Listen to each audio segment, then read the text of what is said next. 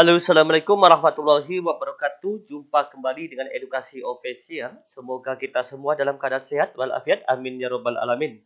Baik, kali ini kita akan melanjutkan yaitu part ketiga.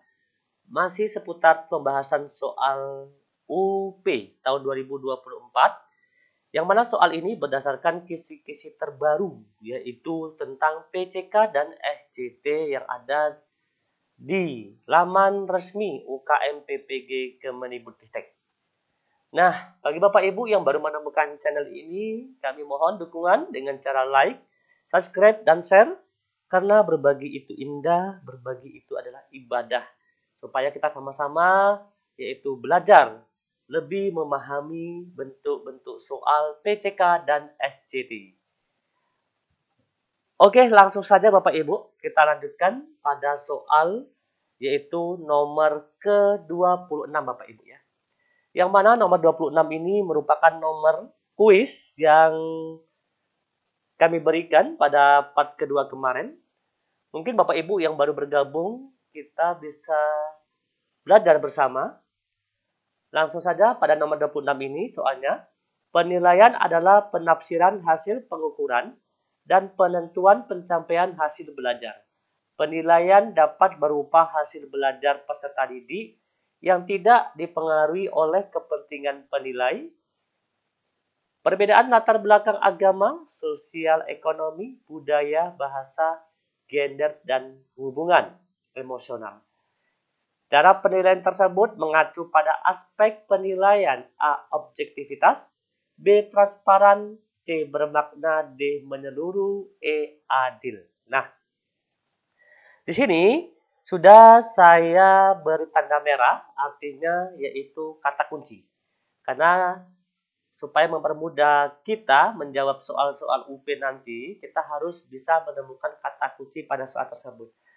Nah, pada nomor 26 ini kata kuncinya adalah kita sebagai guru yaitu di dalam proses memberikan penilaian itu tidak dipengaruhi oleh kepentingan penilai ya. Tidak dilihat dari latar belakang agama, sosial, budaya, bahasa, ya, jenis kelamin, dan hubungan emosionalnya. Nah, apabila kita tidak dipengaruhi oleh hal ini, berarti kita sebagai guru melakukan penilaian, maka jawabannya apa Bapak Ibu? Objektivitas, transparan, bermakna, menyeluruh, atau adil. Nah, silakan apa jawabannya Bapak Ibu? Pasti jawabannya adalah objektivitas. Maka jawaban untuk nomor 26 ini adalah yang A, yaitu objektivitas. Di sini Bapak Ibu ya. Saya kasih tanda warna merah Bapak Ibu ya. Di sini saya kasih tanda warna merah jawabannya. Nanti bisa kita lihat alasannya. Apa itu objektivitas? Ya. Oke, kita lihat Bapak Ibu. Sini ada. Penilaian yang bersifat objektivitas adalah penilaian yang tidak memandang dan membeda-bedakan latar belakang peserta didik, namun melihat kompetensi yang dihasilkan oleh peserta didik tersebut, bukan atas dasar siapa dirinya.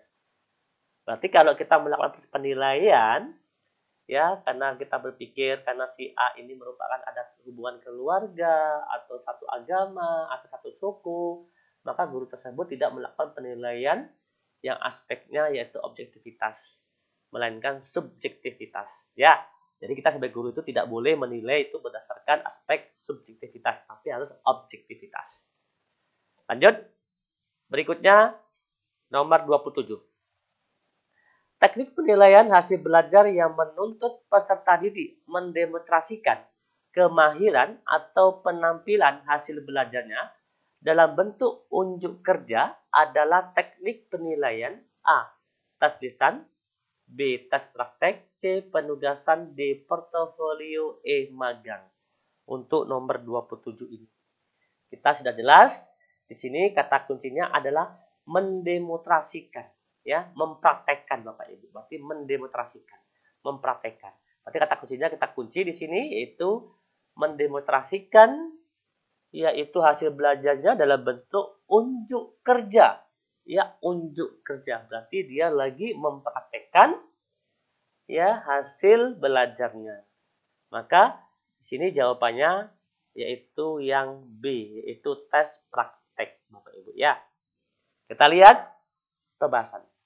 Praktek itu merupakan teknik penilaian untuk melihat secara langsung kemampuan siswa dalam mendemonstrasikan kemahirannya atau hasil belajarnya. Berarti kalau kata kuncinya mendemonstrasikan untuk kerja, berarti itu merupakan tes praktek Bapak Ibu ya. Lanjut nomor 28. Kita lihat. Saat ini berkembang bentuk instrumen penilaian dengan meminta siswa untuk mengumpulkan dokumen-dokumen yang menjadi bukti bahwa siswa tersebut telah melakukan sesuatu yang diisyaratkan oleh guru.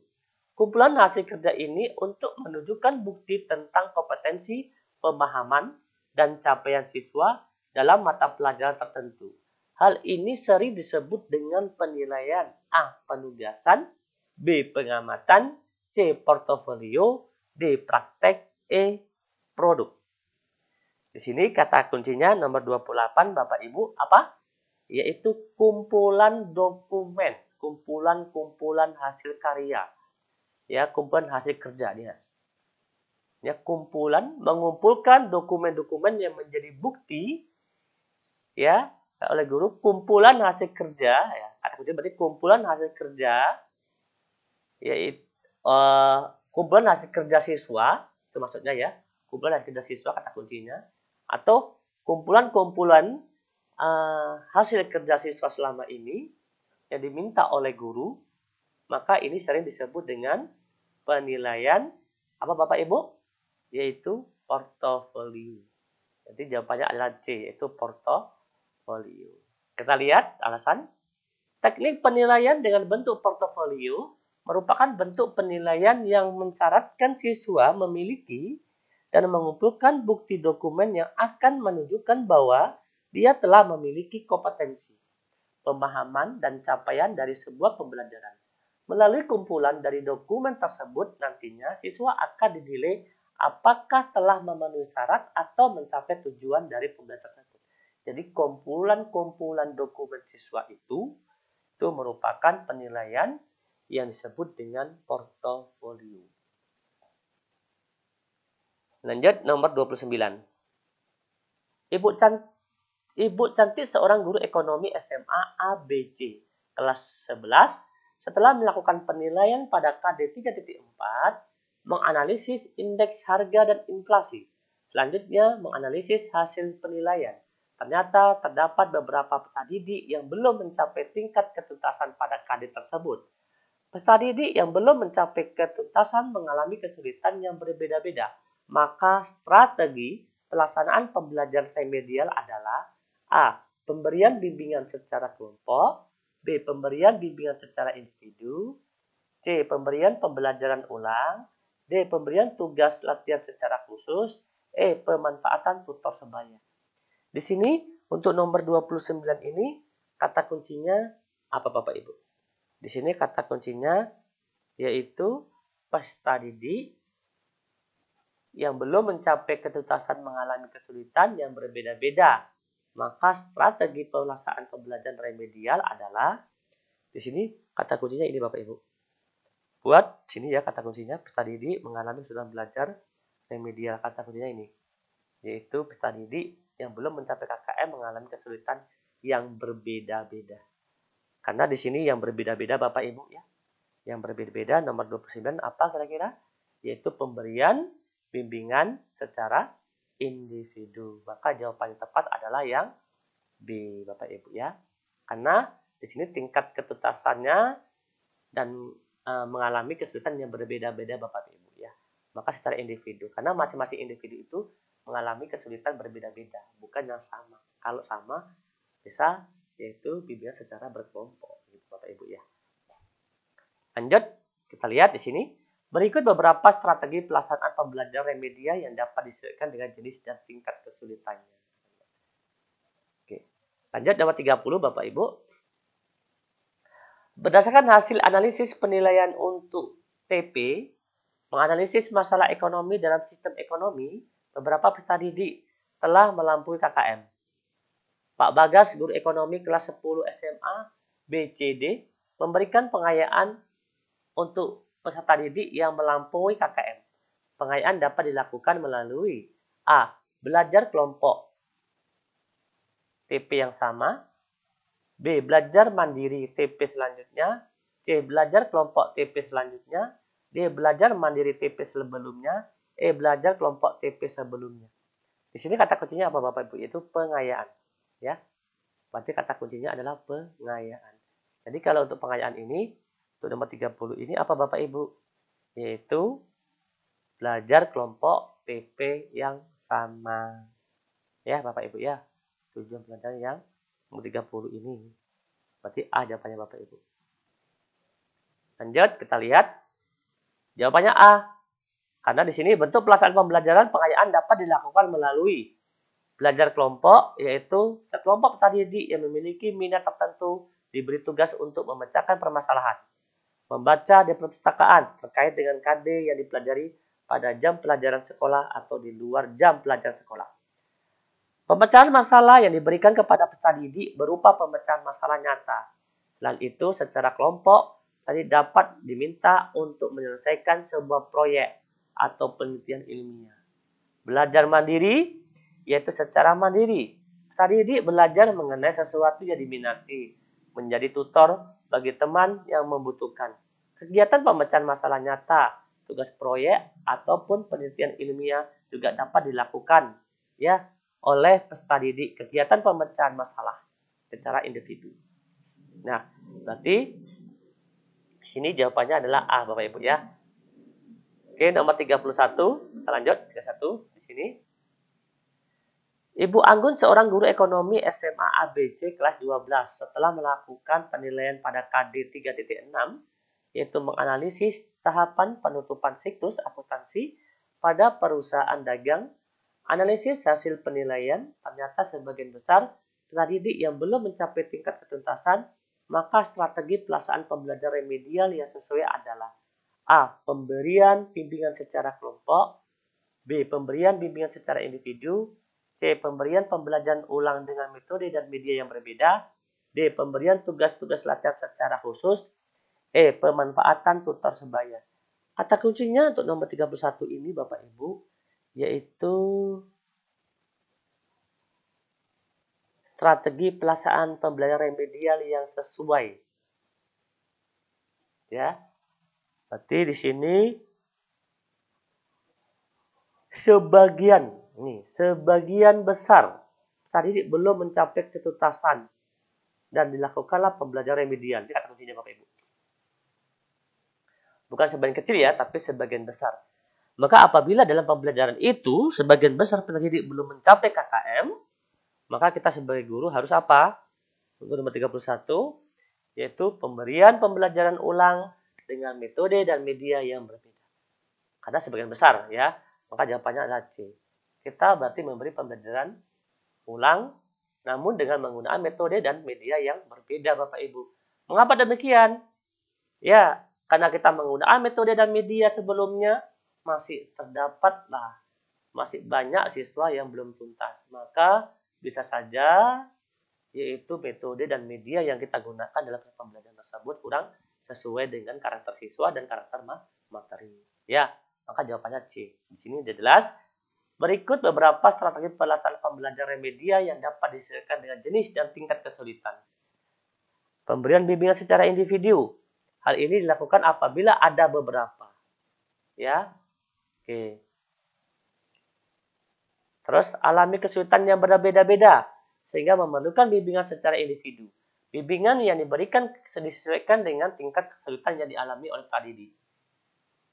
Pemberian bimbingan secara khusus, misalnya bimbingan perorangan dalam hal pembelajaran klasikal. Peserta didik tertentu mengalami kesulitan. Perlu dipilih alternatif tindak lanjut berupa pemberian bimbingan secara individu atau perorangan. Pemberian bimbingan perorangan merupakan implikasi peran guru sebagai tutor. Sistem tutorial dilaksanakan bila mana terdapat satu atau beberapa orang peserta didik yang belum berhasil mencapai ketuntasan.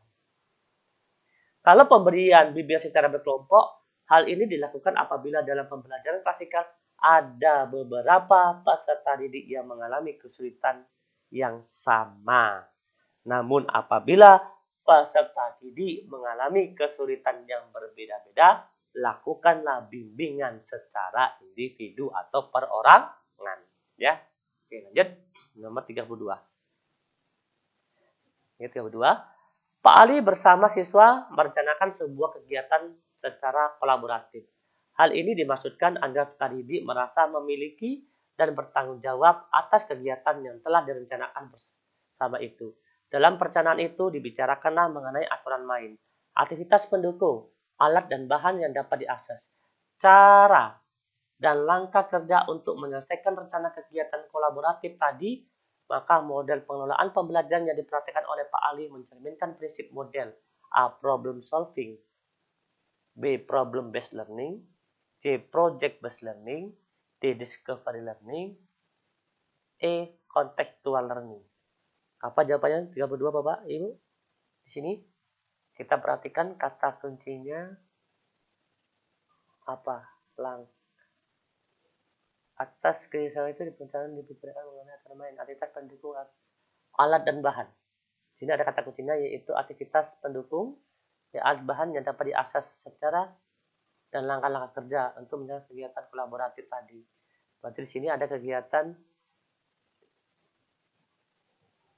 Oke. Model pengelolaan pembelajaran yang dipraktikkan oleh Pak Ali menerima prinsip model pembelajaran apa Bapak Ibu? Di sini ada kata kuncinya ini Bapak Ibu ya. Alat dan bahan. Maka otomatis kalau alat bahan itu berarti nanti akan menghasilkan sebuah produk Bapak Ibu ya. Kata kuncinya itu. Maka jawabannya tepat adalah C Bapak Ibu ya. Ya, nomor 32 ini C, itu project based learning. Menghasilkan karya nanti, produk. Lanjut nomor 33. Seorang peserta didik selalu ingin mendominasi dalam suatu kelompok belajar. Dia tidak memberi kesempatan anggota lain untuk mengemukakan pendapat. Jika teman lain yang memimpin dan mengendalikan jalannya diskusi, ia memisahkan diri dan cenderung belajar sendiri. Peserta didik tersebut mengalami permasalahan dalam perkembangan. A. Gangguan kejiwaan. B. Sosial emosional. C. Kognitif. D. Moral. E. Spiritual. Berarti di sini adalah yaitu diskusi. Mendominasi dalam suatu kelompok belajar, dia tidak memberikan kesempatan anggota lain untuk mengependapat. Jika teman lain yang memimpin dan mengendalikan jalannya diskusi, ia memisahkan diri dan cenderung. Berarti ini apa Bapak Ibu? Nomor 33 ini. Maka sosialnya kena Bapak Ibu ya. Karena di sini ada kata-kata tidak memberikan kesempatan pada orang lain, berarti ada interaksi nanti di sini. Mengendalikan diskusi. Jika ia mengalami pimpinan. Pokoknya dalam diskusi ini dia tidak mau kalah seperti itu. Berarti kata kuncinya diskusi, maka di sini sosialnya. Karena ada namanya diskusi itu pasti ada interaksi atau hubungan satu dan lain. Berarti itu sifatnya sosial Bapak Ibu. Yaitu jawabannya adalah B. Oke. 33 B. 34. Ya.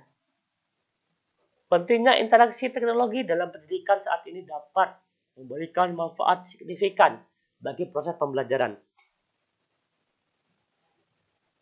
Manfaat yang tidak termasuk dari penguatan teknologi dalam pembelajaran adalah A. Peningkatan keterlibatan siswa dalam pembelajaran. B. Akses lebih luas terhadap siswa belajar dan informasi. C. Peningkatan interaksi sosial antar siswa. D. Menurunkan fleksibilitas dalam penyajian materi belajar. E. Mempermudah pemahaman siswa terhadap konten materi belajar. Kata kuncinya adalah yang tidak termasuk teknologi dalam pembelajaran. Bapak Ibu jawabannya. Manfaat yang tidak termasuk dari penggunaan. Manfaat yang tidak termasuk. Kita masukkan ini kata kuncinya. Manfaat yang tidak termasuk dari penggunaan teknologi dalam pembelajaran itu apa? Jawabannya adalah D. Menurunkan fleksibilitas dan menyajikan materi pembelajaran. Berarti ini D ya, nomor 34 ya. Oke, nomor 35. Pentingnya evaluasi formatif dalam pembelajaran dapat membantu guru untuk A. Memberikan penilaian akhir pada akhir semester. B. Memotivasi siswa dengan memberikan pujian. C. Mengukur pencapaian siswa setelah selesai belajar. D. Menyediakan umpan balik dan perbaikan selama proses pembelajaran berlangsung. Jawabannya D, jelas ya Bapak Ibu ya. Jawabannya D. Oke, lanjut. Bapak Ibu. Oke, untuk nomor 36 ini Bapak Ibu ya, nomor 36 ini silakan jawab nanti. Salah satu strategi dalam peningkatan efektivitas pengajaran adalah penerapan pendekatan kontekstual. Pendekatan ini mengintegrasikan pembelajaran dengan konteks kehidupan sehari-hari siswa. Manfaat utama dari pendekatan ini adalah A. Meningkatkan ketergantungan siswa pada guru. B. Memudahkan penerapan pembelajaran berbasis proyek. C. Meningkatkan motivasi belajar siswa. D. Menurunkan partisipasi dalam kelas. Kata kuncinya apa? Yaitu pembelajaran yang konteks kehidupan sehari-hari siswa. Kata kuncinya adalah pembelajaran dengan konteks kehidupan sehari-hari. Apa sih manfaat dari pendekatan ini? Nomor 35, 6, yaitu meningkatkan motivasi siswa. 36 ya. Oke, berarti jawabannya C. Oke, lihat nih. Oke, nomor 37. Bapak Ibu, silakan dijawab sendiri. Nomor 37. Salah satu prinsip pembelajaran konstruktivisme adalah bahwa siswa aktif dalam membangun pengetahuan sendiri. Kan konstruktivisme, konstruksi, berarti membangun pengetahuan sendiri. Implementasi prinsip ini dapat dilakukan A. Memberikan penjelasan guru yang panjang. B. Menggunakan metode ceramah sebagai metode utama. C. Mendorong siswa untuk berpartisipasi dalam diskusi dan proyek. D. Memandu siswa dengan jawaban langsung tanpa refleksi. Di sini kata kuncinya apa Bapak Ibu? Yaitu konstruktivisme, yaitu membangun pengetahuannya sendiri. Nomor 37, jawabannya apa tuh? C ya, mendorong siswa untuk berpartisipasi dalam diskusi dan proyek ya. Oke. Silakan untuk nomor 28, Bapak Ibu jawab sendiri. Dalam pembelajaran seni rupa, penting bagi guru untuk mengembangkan kreativitas siswa. Salah satu cara yang efektif adalah A, B, C, D. Silakan jawabannya dijawab di kolom komentar. Jawaban nomor 38 ini akan kita bahas pada part keempat. Oke, terima kasih atas perhatian. Kami akhiri, wassalamualaikum warahmatullahi wabarakatuh. Salam edukasi. Damn.